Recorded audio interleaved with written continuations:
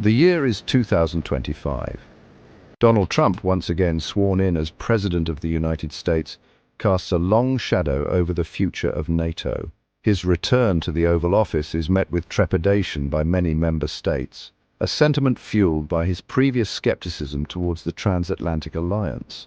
Trump's inaugural address, while light on specifics, hints at a foreign policy focused on America first, raising concerns that NATO may be relegated to the back burner of US priorities. The ghosts of Trump's first term loom large. His demands for increased defense spending from NATO allies, often delivered through sharp rebukes and Twitter tirades, left a bitter taste. The president's questioning of Article 5, the bedrock of collective defense, further eroded trust and sowed seeds of doubt about America's commitment to its European partners. Trump's return to power comes at a time of heightened global instability. The ongoing war in Ukraine, a festering wound on Europe's eastern flank, has tested the alliance's resolve and exposed fissures in its response. Many fear that Trump, with his history of questioning NATO's relevance and his seemingly warm relationship with Vladimir Putin, may be tempted to broker a peace deal that prioritizes American interests over those of its allies, leaving Ukraine vulnerable. Central to Trump's skepticism of NATO is his unwavering belief that the United States shoulders a disproportionate share of the financial burden.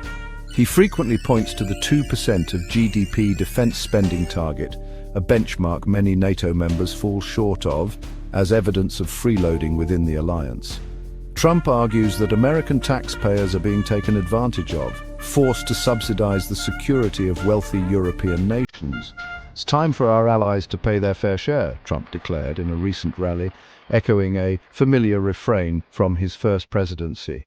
We cannot continue to be the world's policemen, defending countries that are not pulling their weight.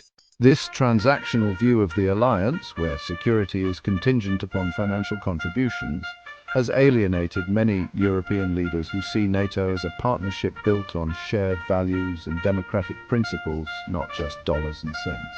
Trump's critics argue that his focus on defense spending misses the bigger picture, ignoring the strategic and political benefits the US derives from NATO membership.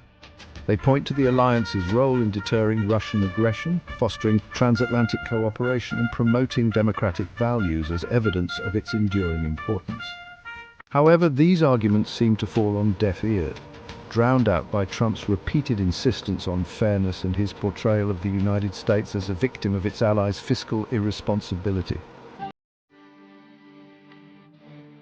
Across the Atlantic, European leaders are bracing for a tumultuous period, uncertain of what a second Trump presidency holds for the future of NATO. The unpredictability that characterized his first term has only intensified, leaving many to fear that the transatlantic relationship, already strained, could be pushed to the breaking point. The potential for American retrenchment under Trump has spurred a renewed push for European strategic autonomy. Recognizing the need to lessen their reliance on the United States, European nations are exploring ways to bolster their own defense capabilities and forge closer security ties amongst themselves. The idea of a European army, once a fringe concept, is gaining traction in some quarters, a testament to the growing sense of unease about America's commitment to European security. However, the path to a more self-reliant Europe is fraught with challenges. Divisions among member states persist on key issues, from defense spending to foreign policy priorities. The spectre of Brexit, a stark reminder of the centrifugal forces pulling at the European project, further complicates matters. Despite the renewed sense of urgency, forging a common European defense policy remains a distant goal, one that will require overcoming deep-seated political and institutional obstacles. Nowhere is the potential impact of Trump's return to power felt more acutely than in Ukraine. The war-torn nation, locked in a bitter conflict with Russia-backed separatists, has become a pawn in the larger geopolitical chess game between Washington and Moscow. Trump's past praise for Putin and his suggestion that Ukraine is somehow to blame for its own predicament have fueled anxieties in Kyiv that he may be willing to strike a deal that sacrifices Ukrainian interests for the sake of appeasing Russia. Adding to the uncertainty is Trump's recent outreach to Putin, a move that has raised eyebrows in Western capitals.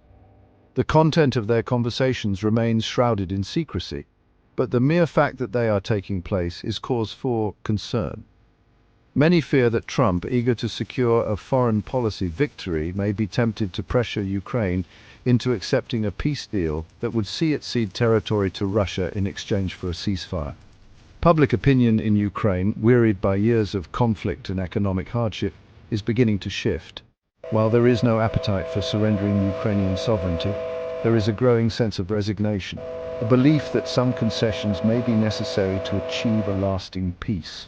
However, any peace deal that is seen as a betrayal of Ukrainian interests, one that rewards Russian aggression and undermines Ukrainian territorial integrity, is likely to be met with fierce resistance, both domestically and internationally.